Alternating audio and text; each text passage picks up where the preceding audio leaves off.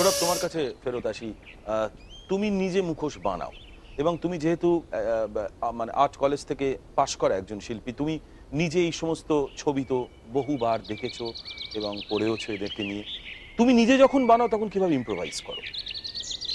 আমার তার আগে বলি মুখোশ বানানোর আরম্ভটা কি করে কিভাবে হলো। হলো একটু একটু বলো। আমি যখন ছবি আঁকতাম, ছবি আঁকার ফাঁকে যে কাগজপত্র ফেলে দেওয়া হতো সেইগুলোকে নানান রকমভাবে কেটে সেটাকে কার্ভ করে কিছু মুখোশ বানাতাম। হঠাৎ আমার হাতে একটা মুখোশের বই এলো। তো সেই বইটা পড়ে আমি, আমাদের ইউনিভার্সিটিতেও একটা ছিল প্রিমিটিভ আর্ট বলে একটা বিষয় ছিল, তখনও দেখেছিলাম কিছু। বইটার নাম কি? এইটা হচ্ছে world of other faces, false faces. এটা ওয়ার্ল্ড অফ ফলস ফেসেস। আচ্ছা।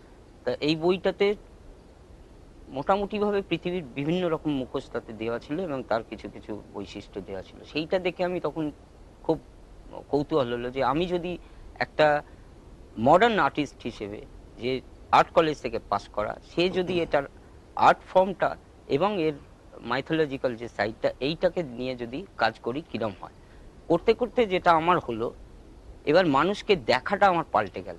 আগেও দেখতাম আমি যেহেতু ছবি আঁকি, পোর্ট্রেট করতাম যখন, বা যখন মানুষকে নিয়ে ছবি আঁকতাম, কিন্তু তখন একটা আমার উপলব্ধি হলো যে মানুষ আমাদের চারপাশে ঘুরে বেড়ায়, তাদের উপরেও একটা মুখোশ আছে। এবং এইটা দেখতে পারবার পরে আমার মুখোশ করবার সময় একটা অদ্ভুত রকমের ফিলিংস হলো। যখন আমি করি একটা মুখোশ, যখন আমার সামনে থাকে, সেটা হয়তো শেষ হয়নি, একটা কথোপকথন তৈরি হয় মুখোশের সঙ্গে, যেটা মুখোশ পরলে হয় সেটা মুখোশ বানালেও হয়। এইটা আমি যত করছি তত উপলব্ধি করছি। ঋত্বিক, তোমার কাছে আসি। এই যে এত আমরা মুখোশের সারা পৃথিবী জুড়ে বিভিন্ন রকমের চিত্র দেখলাম, এই বৈচিত্র্যটাকে তুমি কিভাবে দেখো? মানে তোমার কাছে কি অ্যাটল মনে হয় যে এটার কোনো বৈচিত্র্য আছে? মুখোশের যে পৃথিবী, তার বৈচিত্র্য ব্যাপক। আমি তিনটে ভাগ করে নিই আমার সুবিধের জন্য। মূলত আমরা তিনটে দিক দেখব।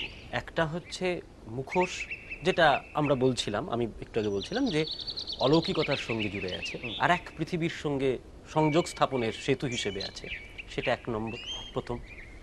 দ্বিতীয় হচ্ছে পরিচয় গোপন করা অথবা নতুন পরিচয় নেওয়া।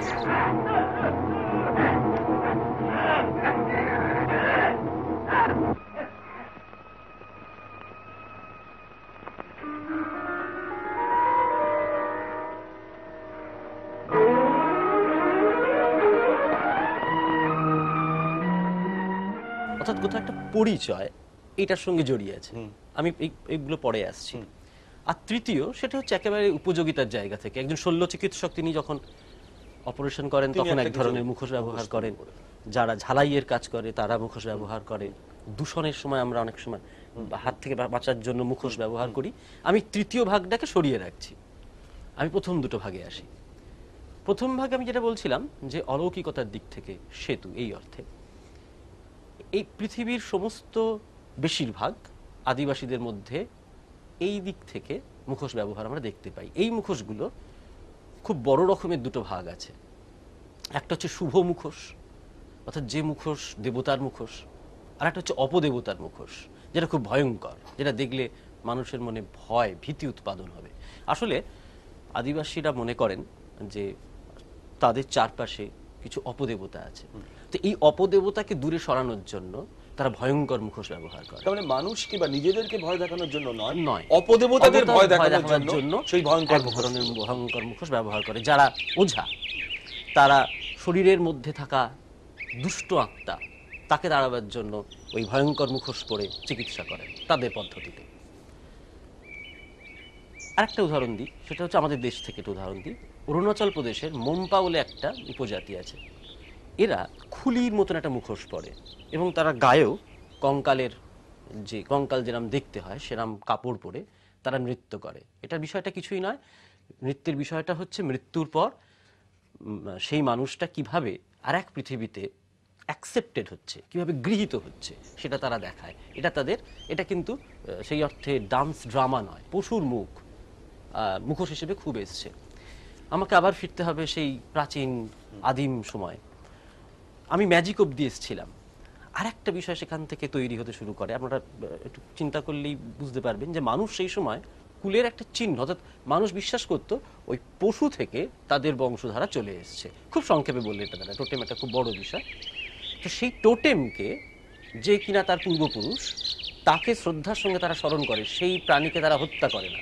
এবং সেই প্রাণীকে যারা হত্যা করে তাদের সাথে এদের একটা বিরোধিতা আছে। তো সেই পশুকে, টোটেমকে শরীরের মধ্যে রাখার জন্য, তার সেই পূর্বপুরুষের আশীর্বাদকে গ্রহণ করার জন্য এই ধরনের মুখোশের মধ্যে সেই প্রাণী চলে এসছে। উল্কির ক্ষেত্রে কিন্তু এই একই রকমভাবে টোটেম শরীরে তারা রাখেন। এটাকে আমরা বিজ্ঞানের ভাষায় জুমরফিক বলছি, অর্থাৎ পশু মূর্তি। দেবতাকে প্রথমে পশু মূর্তি হিসেবে কল্পনা করা হয়েছে, তারপর মানব মূর্তি, অ্যানথ্রোপোমরফিক তারপরে হয়ে যাচ্ছে। হ্যাঁ, তার মানে আমাদের এতক্ষণ ধরে আমরা আলোচনার মধ্যে যা শুনলাম তোমাদের দুজনের কাছ থেকে, সেটা হচ্ছে যে নানা যেই ব্যবহারিক যেই জায়গাগুলো মুখোশের রয়েছে, এবং একটা লৌকিকতা থেকে একটা অলৌকিকতা যাওয়ার একটা জার্নি, আমার মনে হয় সেরকম একটা বিষয় হয়তো ঋত্বিক তুমি রিচ করতে চাইছিলে। হরিশপুর জংশনে ব্রেক করছি, টিভির সামনে থেকে সরে দাঁড়াবেন না।